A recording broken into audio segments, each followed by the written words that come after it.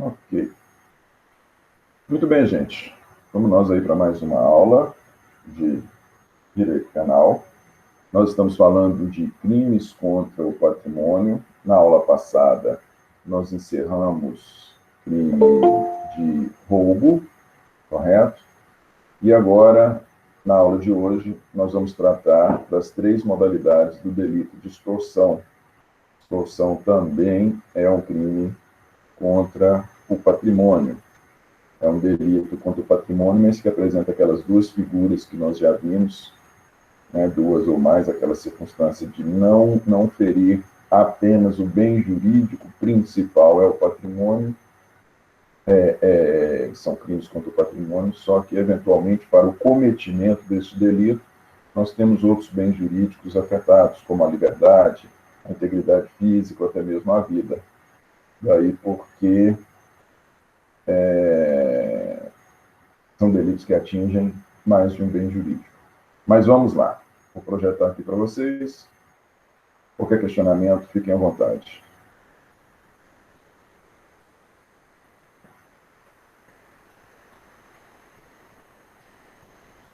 Ok. Vamos lá. Extorsão, gente.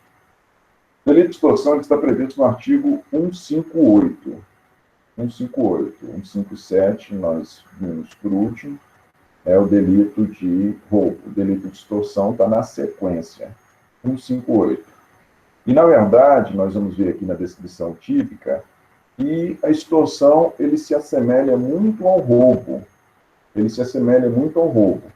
Vamos na descrição, olha lá. Constranger alguém mediante violência ou grave ameaça e com o intuito de obter para si ou para outrem indevida vantagem econômica, a fazer, tolerar que se faça ou deixar de fazer alguma coisa. Constranger alguém mediante violência ou grave ameaça e com o intuito de obter para si ou para outrem indevida vantagem econômica, a fazer, tolerar que se faça ou deixar de fazer alguma coisa. Por que, gente, que se diz que as figuras se aproximam muito? Elas se aproximam pelo seguinte: nós temos aqui um delito contra o patrimônio, nós temos aqui um delito em que o propósito, por se tratar de delito contra o patrimônio, é a obtenção de vantagem econômica de qualquer natureza, uma vantagem econômica ilícita, não é isso? Como diz a descrição típica indevida. Porém, aqui, assim também como no roubo, nós temos a utilização da violência ou grave ameaça para a concretização do crime, para a consumação do crime. Correto? Então, em que ele se diferencia? Ele se diferencia aqui por uma circunstância básica. No roubo, nós temos uma atuação ativa daquele que comete o delito. Para subtrair, nós precisamos de uma efetiva ação por parte, de uma efetiva ação sobre o patrimônio por parte daquele que comete o delito. Nós não precisamos de nenhuma ação por parte, nenhuma ação entendida aí, tanto no seu sentido ativo como passivo, mas nós não precisamos de nenhuma colaboração, de nenhuma natureza por parte da vítima. Aqui, na extorsão, não. Na extorsão, nós precisamos, para a concretização da vítima, nós precisamos, da concretização do delito, nós precisamos da participação da vítima. A vítima é constrangida, ela é obrigada a fazer algo, tolerar que se faça algo ou deixar de fazer algo. Ela é obrigada a isso por que meio? Mediante violência ou grave ameaça. Se nós pensarmos, por exemplo, na circunstância em que para assaltar, o pai é encontrado, pai e filho estão na rua. E aí chega um assaltante, bota a arma no cabeça do menino e fala: ó, vai lá na sua casa, 5 casas ali à frente, tem portão automático, cachorro na garagem, fala, vai lá na sua casa e pega seu veículo e traz aqui para mim. E quando você trouxer, eu libero seu filho. Vai lá e traz seu veículo agora. Nós precisamos nós temos uma grave ameaça? Temos uma grave ameaça efetiva, né? Nós temos a utilização da arma de fogo na cabeça de uma criança. Mas vejam vocês que nós precisamos de uma postura, nós precisamos de uma ação por parte da vítima. A vítima ela vai ter que ir lá até a casa dela e pegar o veículo, correto? Pena, reclusão de 4 a 12 anos. A pena é reclusão de 4 a 12 anos. Eu gosto, inclusive, de fazer um comparativo. Vou até fazer um comparativo aqui, para avisar.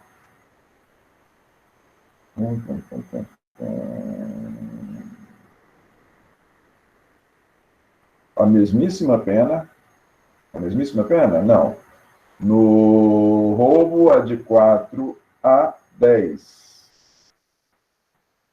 Na extorsão também, de 4 a 10. A mesmíssima pena. A diferença aqui, vocês veem, então, é que nós precisamos de uma atuação. Nós precisamos que a vítima faça, deixe de fazer, ou tolere que seja feito algo com o propósito da subtração. Outra circunstância que deve ser ressaltada aqui, gente, é que essa vantagem econômica tem que ser indevida. Essa vantagem econômica tem que ser indevida. Por quê? Se nós estivermos falando de uma vantagem econômica legítima, devida, neste caso, nós podemos estar diante de outro delito. Nós podemos estar diante do delito de exercício arbitrário das próprias razões. Está previsto lá no artigo... Deixa para nós aí, Vitor. Está previsto lá no artigo 345. Isso, exatamente, professor. Exercício arbitrário das próprias razões. Nele, você tem, por meios ilegítimos, a cobrança de uma dívida legítima. Fazer justiças pelas próprias mãos para satisfazer pretensão, embora legítima, salvo quando a lei o permite. Você tem meios ilegítimos de cobrança de uma dívida legítima. Pode ser que o delito, caso não estejamos falando de uma vantagem indevida, pode ser que caia no exercício arbitrário das próprias razões, claro, não esquecendo aqui de eventual responsabilidade em decorrência da violência ou grave ameaça. Correto? Ô, professor. Pois não. Se aproxima muito dos delitos, né? Então é sempre interessante tentar desqualificar para isso aí, porque olha a pena, 15 dias a um mês, que isso?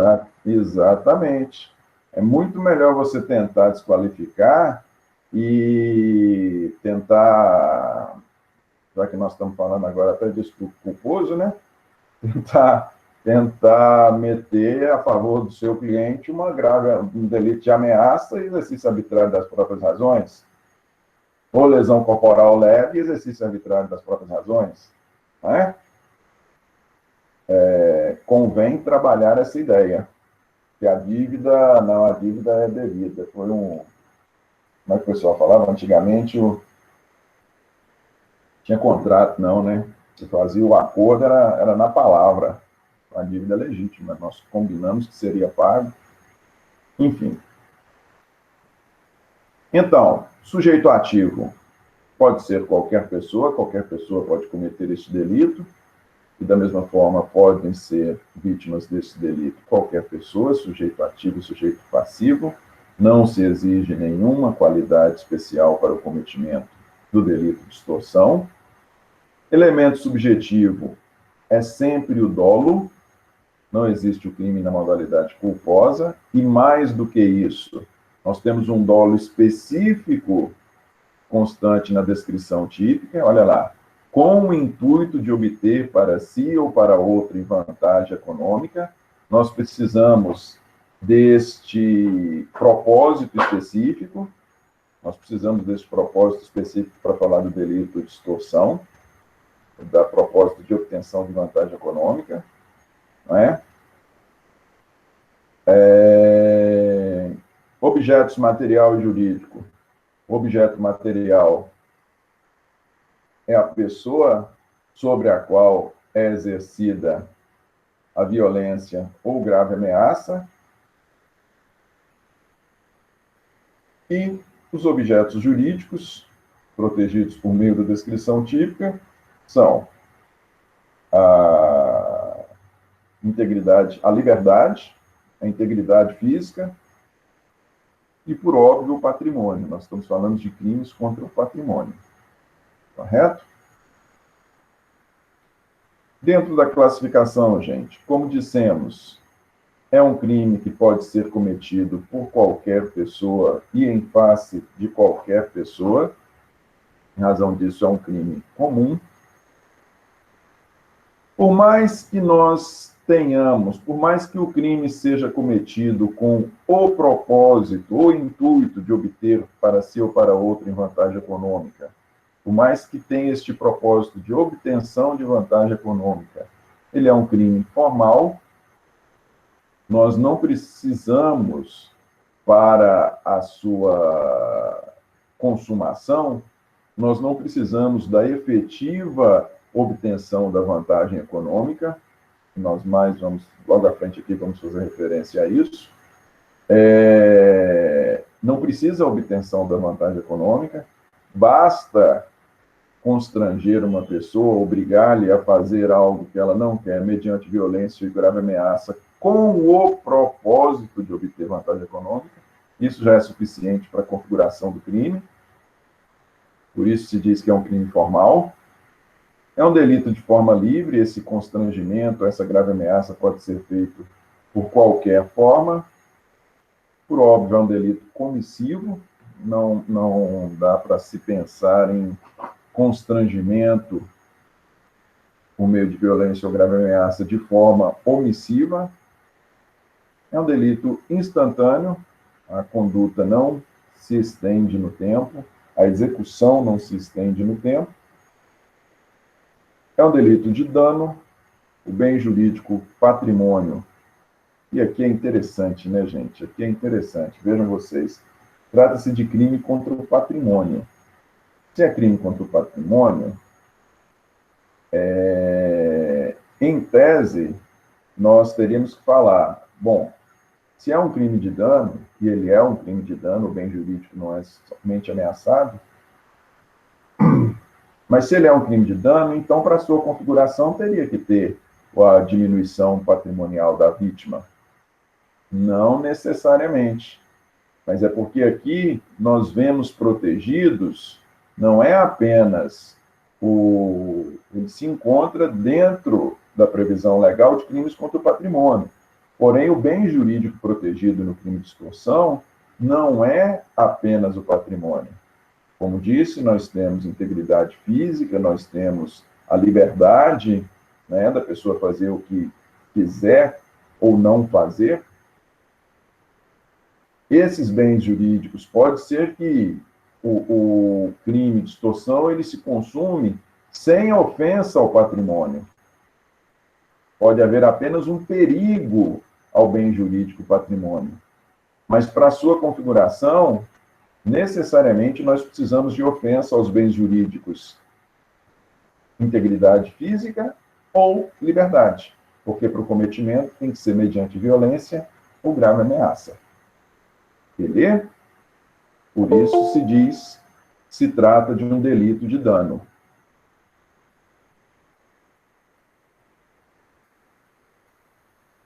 E é um delito unissubjetivo. Basta apenas uma pessoa para o seu cometimento.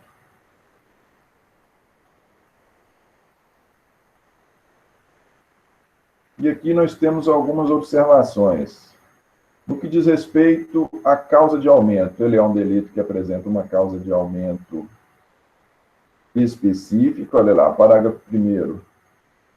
Se o crime é cometido por duas ou mais pessoas, ou com o emprego de arma, aumenta-se a pena de 1/3 até a metade.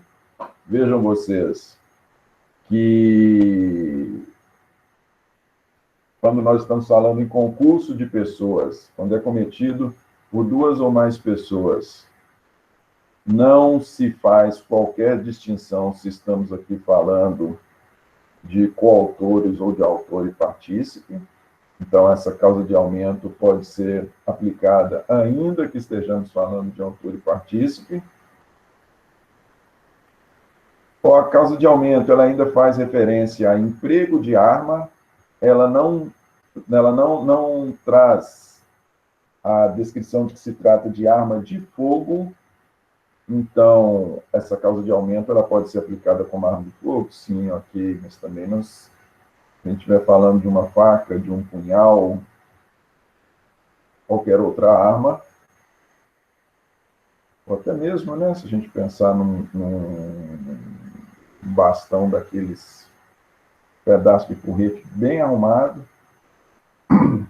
que não tem esse propósito primeiro, de ser empregado como arma, mas ainda assim ele pode ser suficiente para gerar o aumento de pena. Que, diferentemente de uma das previsões lá do crime de roubo, nós não temos aqui a descrição que necessita se tratar de arma de fogo. Nós temos a previsão também da qualificadora. A qualificadora está prevista aqui no parágrafo 2º. Aplica-se a extorsão praticada mediante violência, o disposto no parágrafo 3º do artigo anterior, o parágrafo 3º do Código Penal, o parágrafo 3º do artigo 157, ele se refere da violência em que resulta morte e em que resulta lesão corporal. O que consta lá do 157, parágrafo 3º? Se da violência resultar, então prestem atenção, nós temos a extorsão tanto na modalidade de ameaça, quanto na modalidade tanto mediante ameaça, quanto mediante violência. Pois bem, se a extorsão for exercida mediante violência, aí se tivermos esses 2 resultados, o delito de extorsão passa a ser qualificado. Se tivermos o resultado, em decorrência da lesão, o resultado, lesão corporal grave, a pena passa a ser de 7 a 18 anos. Se tivermos o resultado morte, a pena passa a ser de 20 a 30 anos. Vocês vejam que é a mesma apenação do delito de roubo. É a mesma apenação do delito de roubo. Não é isso? Vamos lá. Essa é a previsão de extorsão qualificada, está no parágrafo 2º. O parágrafo 3º, ele traz uma previsão interessante, que é a previsão do sequestro relâmpago. Está lá no parágrafo 3º. Se o crime é cometido mediante restrição da liberdade da vítima, e essa condição é necessária para a obtenção da vantagem econômica, a pena é de reclusão de 6 a 12 anos, além da multa. Se resulta lesão corporal grave ou morte, aplicam-se as penas previstas no 159, parágrafos 2º e 3º, respectivamente. Vamos desmembrar isso aqui. Olha só para vocês verem que interessante. Esse parágrafo 3º ele se refere exatamente ao sequestro relâmpago. Aqui, priva-se a vítima de liberdade, correto? E, ao privá-la de liberdade no sequestro relâmpago, esse crime aqui foi criado, gente, para aqueles assaltos que se realizam em caixa eletrônico. Você pega uma vítima, pega a vítima, priva ela de sua liberdade, bota ela dentro do carro, leva ela até um caixa eletrônico e a constrange a efetuar o saque do dinheiro e entregar o dinheiro para o autor do delito. Correto? Os saques aí em caixa eletrônico, mediante restrição da liberdade da vítima. Olha só, o que é interessante? É interessante aqui na apenação. A pena passa a ser de 6 a 12 anos se tiver privação da liberdade. Até aí, ok, né? Nós temos constrangimento, mediante violência ou grave ameaça, e essa violência ou grave ameaça, além disso, além de qualquer delas, nós tivemos privação da liberdade. Em decorrência da privação da liberdade, a pena deixou de ser de 4 a 12, 4 a 10 e passou a ser de 6 a 12. Ok? Só que vejam vocês que interessante. Vocês viram que quando no cometimento da extorsão, resultar lesão corporal grave ou morte, o artigo 158, ele se socorreu do artigo 157. Ele foi lá na apenação do 157. Beleza? Se em decorrência da ameaça, não, perdão, gente. Se em decorrência da violência na extorsão resultar lesão corporal grave ou morte, ele se socorreu da apenação do 157. Mais uma vez, para ficar bem claro, qual é a apenação do 157? Se for lesão corporal grave, deixa de ser de 4 a 10 e passa a ser de 7 a 18, perdão. E se resultar a morte, deixa de ser de 4 a 10 e passa a ser de 20 a 30. Beleza? Situação, opção diferente teve o legislador quando ele foi tratar da privação da liberdade. Se houver privação da liberdade, além da violência ou grave ameaça, houver privação da liberdade, como nós estamos falando aqui de sequestro relâmpago, gente. Sequestro relâmpago. Se resultar lesão corporal grave ou morte, aí a extorsão, o artigo 158, ele não se socorreu do 157, ele se socorreu do 159. E só para não ficarmos aqui no vácuo, se a gente for lá no 159, parágrafos 2º e 3º, parágrafos 2º e 3º, nós vamos ver o tamanho da pena. Não se brincou. Como nós tivemos aí mais de um bem jurídico atingido, na verdade, aqui quando a gente fala nessa circunstância aqui, nós podemos pensar em integridade física, em liberdade, em vida, em patrimônio. Se a gente for lá no 159, olha o que consta lá, parágrafo 2º. Se resulta lesão corporal de natureza grave, a pena passa a ser de 16 a 24 anos. Então, prestem atenção. Se além da lesão grave, se além da lesão grave nós tivermos aí no sequestro relâmpago, se a lesão grave ocorrer em sequestro relâmpago, a pena passa a ser de 16 a 24 anos. E se ocorrer morte, olha só para vocês verem, a pena passa a ser de 24 a 30 anos. Se num sequestro relâmpago, ou mesmo no sequestro, como vamos ver aqui, na extorsão mediante sequestro, se houver morte, a pena mínima começa em 24 anos, 24 a 30. Aqui nós temos ofensa a um só tempo, nós temos ofensa à vida e ao patrimônio. Se nós estivéssemos falando, e aí é interessante a gente analisar a pena, se nós estivéssemos falando simplesmente de um homicídio cometido por motivo fútil, né, a pessoa olhou torto para você, você não gostou do jeito que ela te olhou, você vai lá e mata a pessoa, a pena é de 12 a 30. Correto? Agora, se teve um sequestro, se o que motivou a morte foi um sequestro relâmpago, e aí nós temos ofensa a patrimônio e vida, a pena passa a ser de 24 a 30. Aumenta bastante, né? Vamos lá.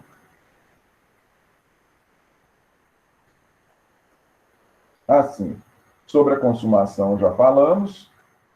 A consumação, nós não precisamos da obtenção da vantagem econômica, nós precisamos apenas do constrangimento por meio de violência ou grave ameaça para o fim de obtenção. A pessoa não precisa obter a vantagem econômica. E aí tem duas situações interessantes, que são situações que, hora ou outra, são objeto de análise, aquelas situações ali típicas de quem trabalha aí nas ruas como flanelinha ou quer, entre aspas, olhar o carro. Alguns, às vezes, né, se nós estivermos falando de motorista mulher, então, o favor que é oferecido com tanta veemência que beira a ameaça, né? Para que essa circunstância possa ser considerada flanelinha, aquele que se oferece para olhar os carros na rua, para que aquilo ali possa ser considerado extorsão, né? Eu vou olhar seu carro, quase que, se você não olhar seu carro, se você apesar de que o tipo fala em violência ou grave ameaça, violência e ameaça são outra pessoa, né?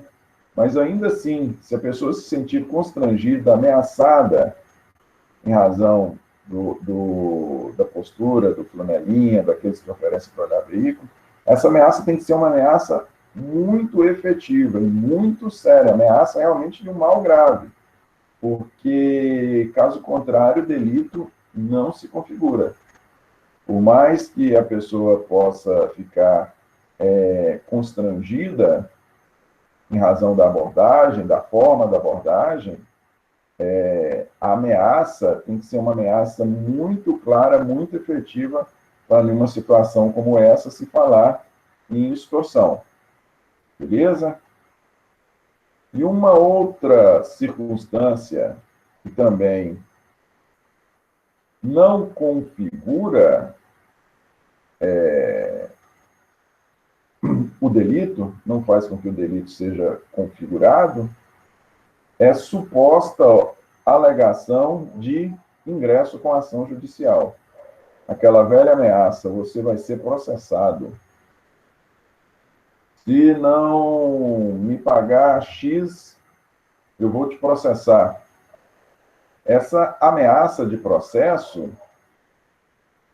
ela não configura ameaça de processo, ameaça de ingresso com ação judicial, ela não configura o delito.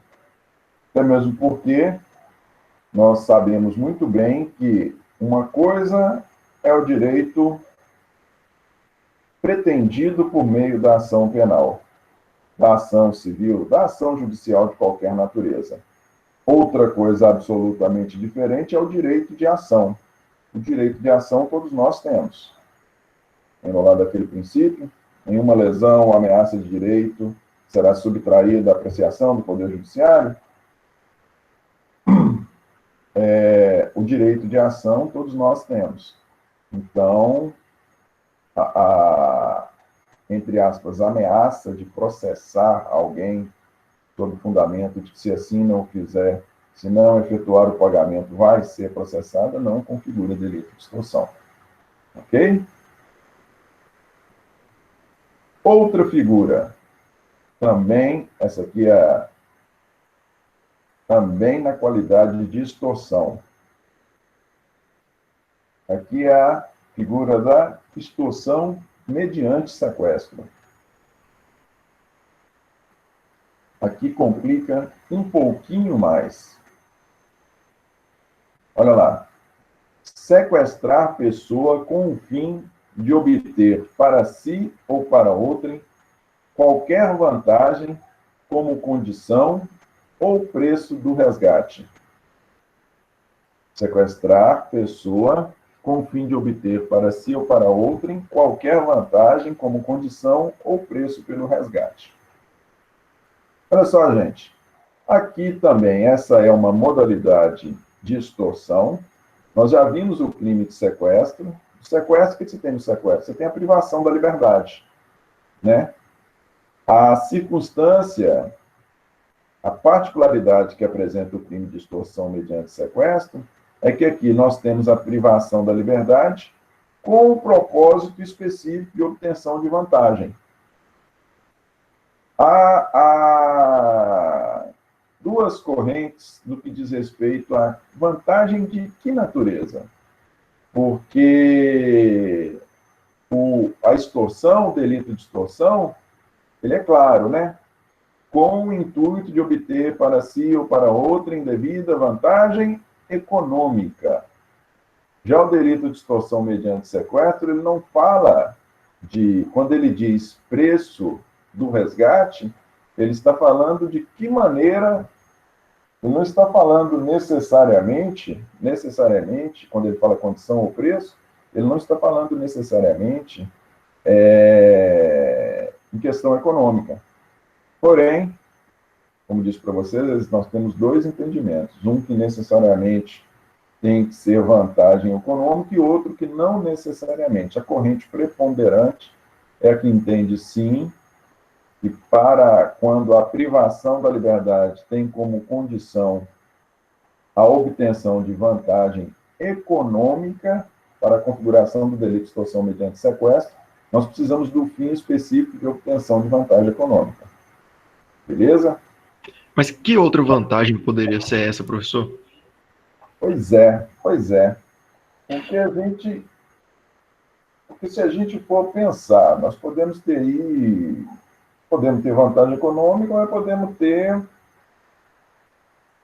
uma vantagem de outra natureza que não necessariamente econômica. Então, vamos pensar aqui. Sei lá, se a gente puder pensar vamos pensar na relação próxima, né? Apesar de que teria um reflexo econômico, pode ter um reflexo econômico. Imagina sequestrar. Vamos pensar numa coisa aqui absolutamente absurda. Imagina sequestrar, privar de liberdade. Oh, meu Deus. Privar de liberdade um dos meus filhos com o propósito de que eu passe um aluno que está lá embaixo. Obtenção de vantagem econômica, se a gente pensar de maneira indireta, né? Mas nós temos uma privação de liberdade. Passional, professor? Hã? Passional? Passional, excelente exemplo. Nós não temos necessariamente a vantagem econômica. A gente pode aí tentar encaixar lá nos delitos contra a liberdade. Esse é o entendimento preponderante. Correto? A pena, vocês vejam que começa numa pena elevada, porque nós estamos falando aqui não necessariamente de violência nem grave ameaça, nós estamos falando aqui de limitação da liberdade. Sequestrar a pessoa, você limita a liberdade dela. Então, nós temos uma pena de 8 a 15 anos, pena inicial de 8. Correto? Falando a respeito do delito, vamos lá. Sujeito ativo, qualquer pessoa pode ser autora do delito de sequestro, extorsão mediante sequestro. Propósito, viu, gente? De hoje em diante, vocês quando vocês estiverem falando de alguém que foi privado de sua liberdade com o propósito de obtenção de vantagem econômica, vocês não vão falar que se trata de um sequestro, mas sim de uma extorsão mediante sequestro. Sequestro é uma coisa, extorsão mediante sequestro é outra. Correto?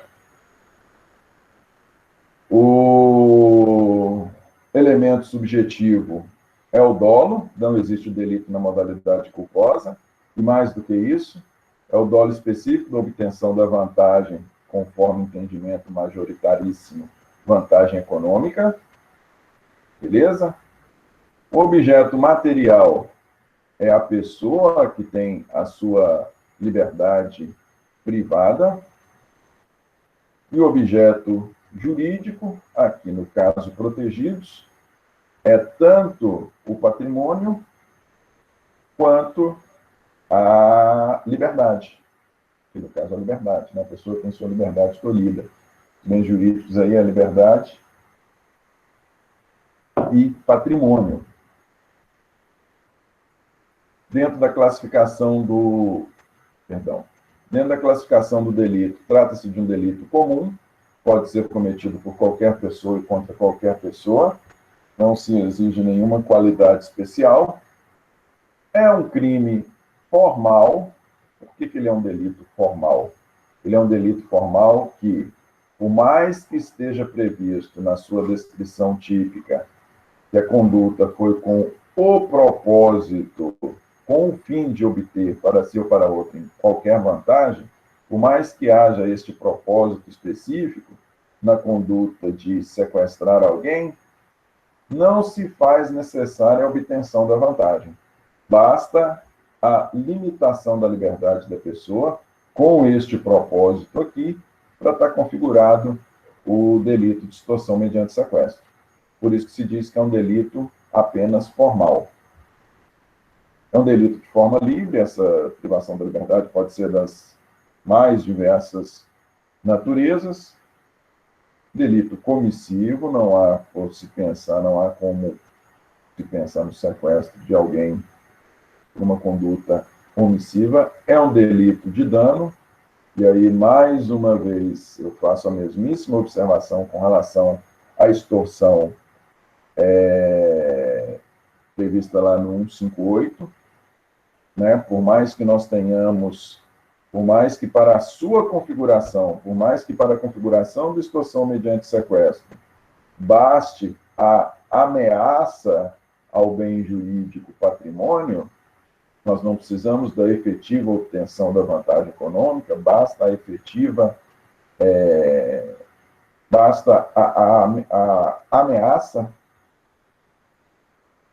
Por mais que o patrimônio não precise ser efetivamente atingido, quando nós temos uma extorsão mediante sequestro, necessariamente nós temos ofensa aos bens jurídicos, ao bem jurídico liberdade. Em especial, na sua modalidade do caput, nós temos ofensa ao bem jurídico liberdade.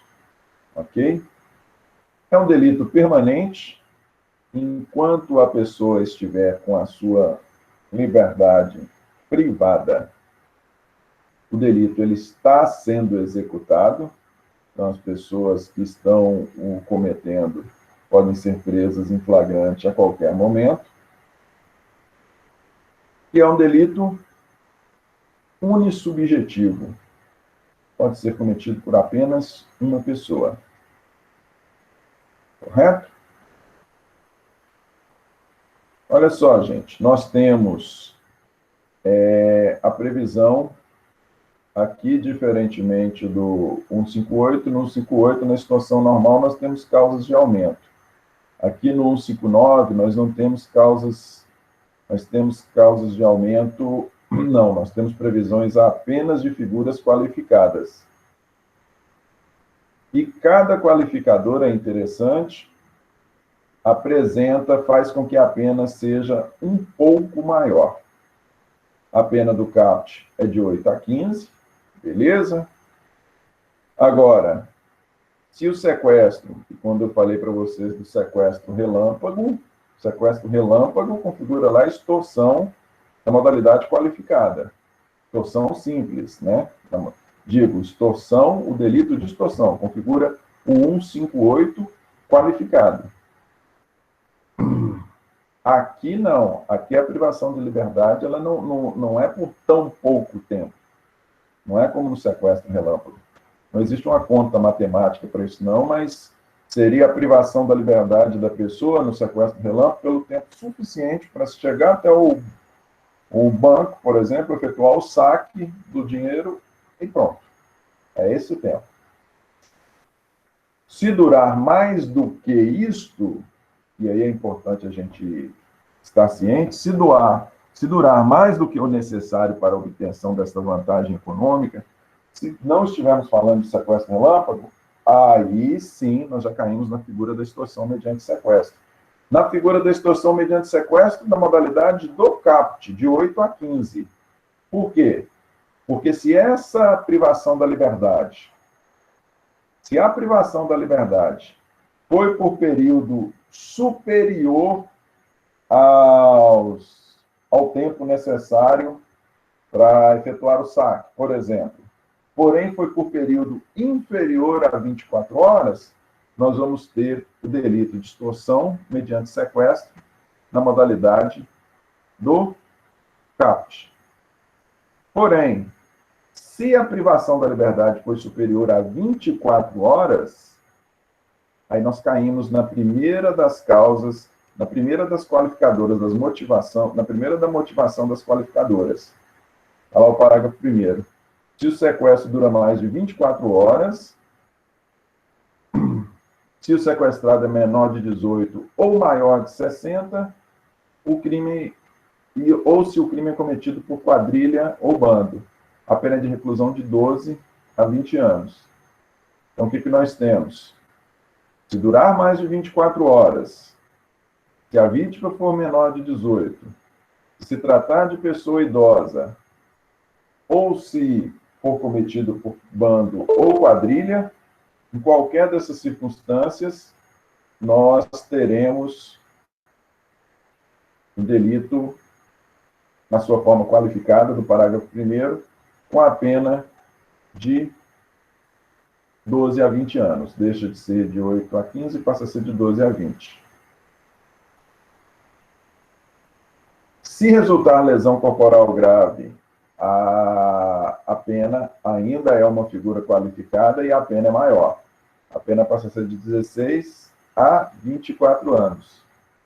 E se resultar morte, é para vocês verem. Se resultar a morte, aí nós temos uma pena altíssima. Pena inicial altíssima. Pena de reclusão de 24 a 30 anos. Se num delito, se num evento de extorsão mediante sequestro, a vítima vem a ser assassinada, pena mínima 24 anos. Muito tempo, né? Parágrafo 4º. Parágrafo 4º é interessante. Ele traz a figura da delação premiada. Parágrafo 4º. Se o crime é cometido em concurso, o concorrente que denunciar e o denunciar à autoridade, facilitando a liberação do sequestrado, terá a pena reduzida de 1 a 2/3.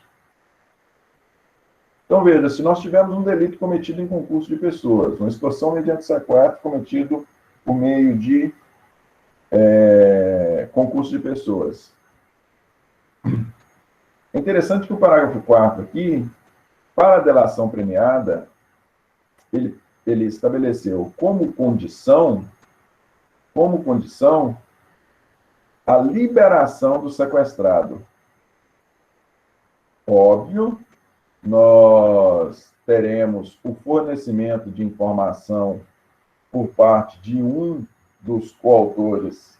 Nós teremos o fornecimento de informação à autoridade, e aqui não se está dizendo que se trata de polícia, Ministério Público, Justiça, em denunciar, oferecer informações à autoridade, e mais do que isso, informações úteis para a liberação do sequestrado. Se essas informações não forem suficientes para a libertação,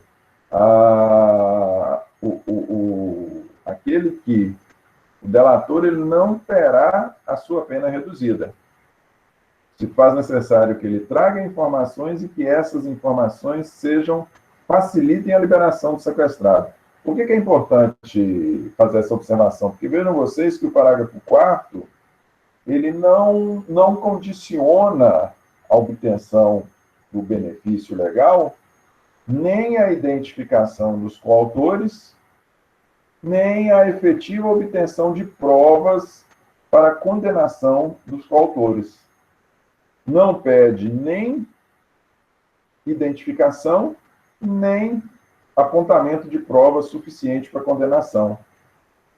Impõe como condição simplesmente o fornecimento de informações à autoridade, informações úteis à liberação do sequestrado. Ponto. Beleza? Com relação à consumação, nós já falamos. Ele prevê para a consumação do delito, basta a circunstância de que ele tenha por propósito a obtenção de vantagem econômica.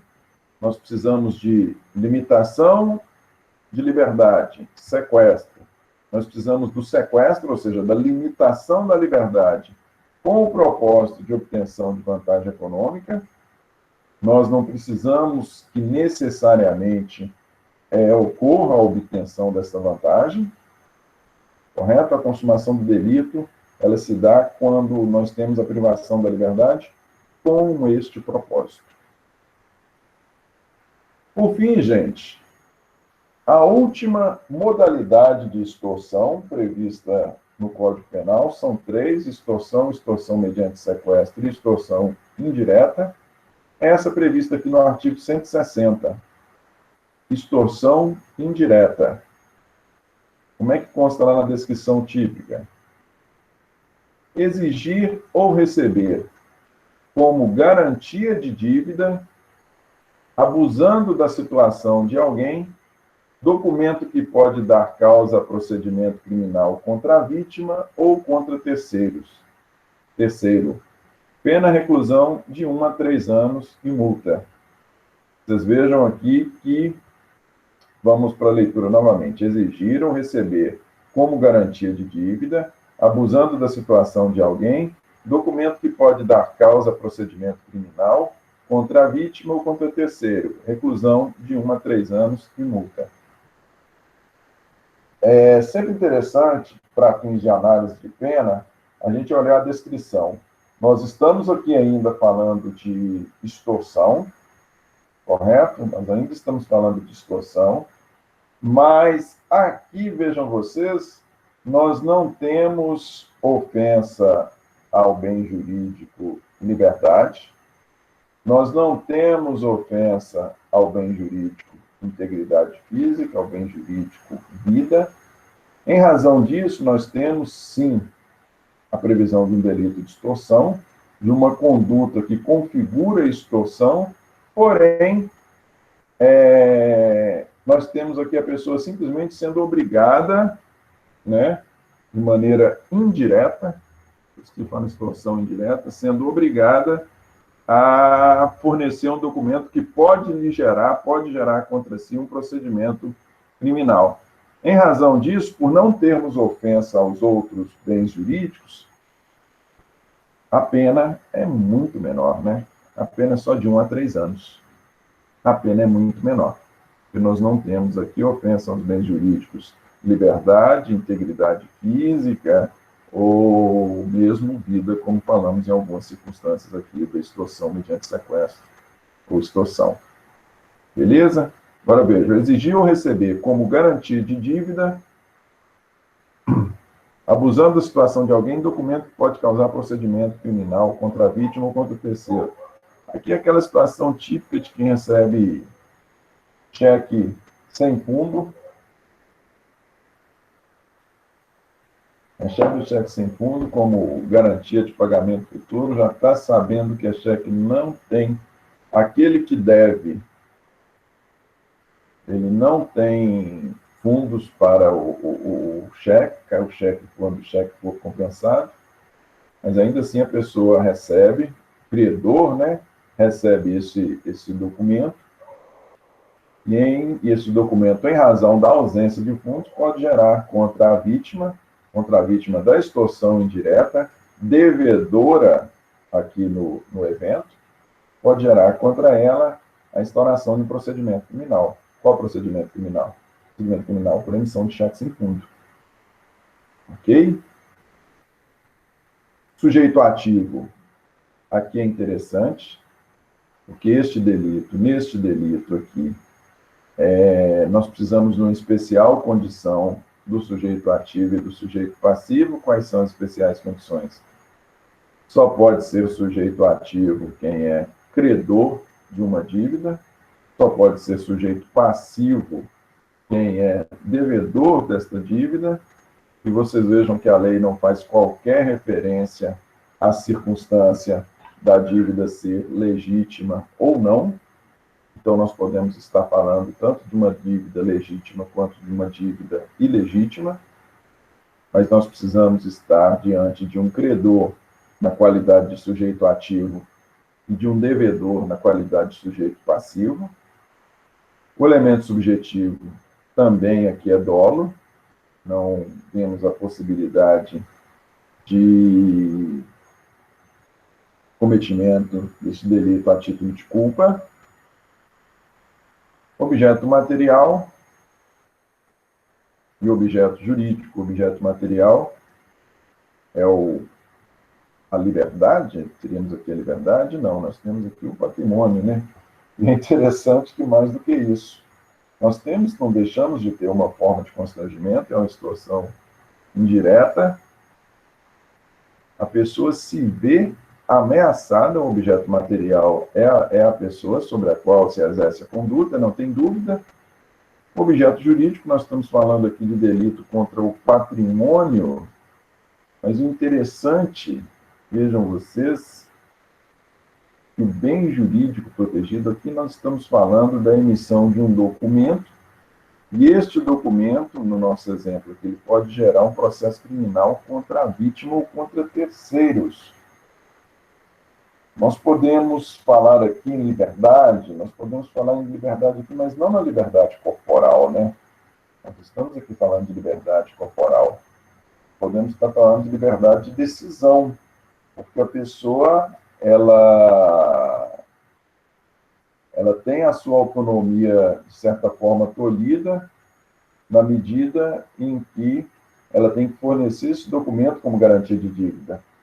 E é interessante, gente, outra coisa que eu não ressaltei aqui, abusando da situação de alguém. O que quer isso dizer? Nós estamos aí diante de uma pessoa em situação de penúria, uma pessoa que não está conseguindo honrar com suas dívidas, exatamente, ela não está conseguindo honrar com suas dívidas, em razão da sua situação, e aí se tem a exigência deste documento. É um crime, então, como dissemos, se nós precisamos de um credor para cometê-lo e de um devedor para ser vítima, é um crime próprio, não é um crime comum, não é um crime que pode ser cometido por qualquer pessoa, nós precisamos dessas duas situações. É um delito formal, nós não precisamos de uma alteração no mundo natural para que esse delito se configure.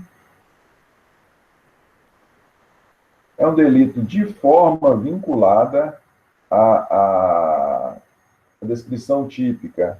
Ela traz exatamente como a conduta, ela só não fala qual documento, né? Mas ela traz todos os pormenores da conduta. Delito comissivo, essa exigência ou recebimento necessariamente por meio de uma ação.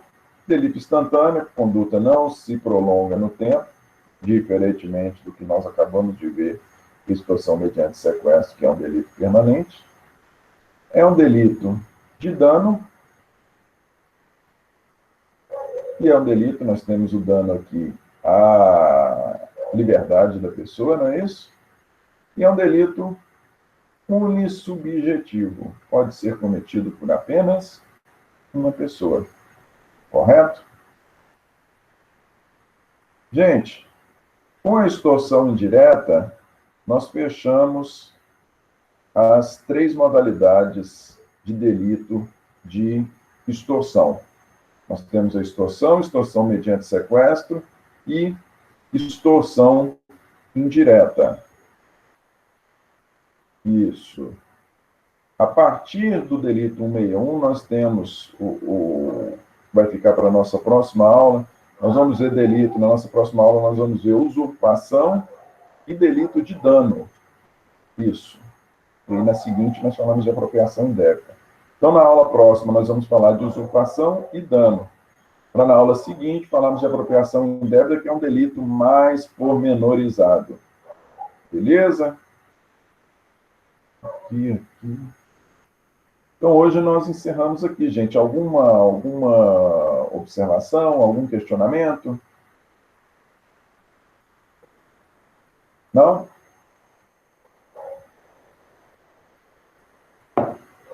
Hoje nós concluímos nossa aula mais cedo.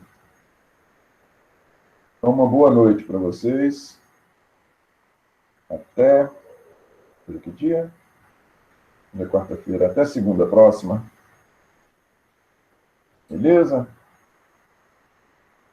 Um abraço, gente. Até mais.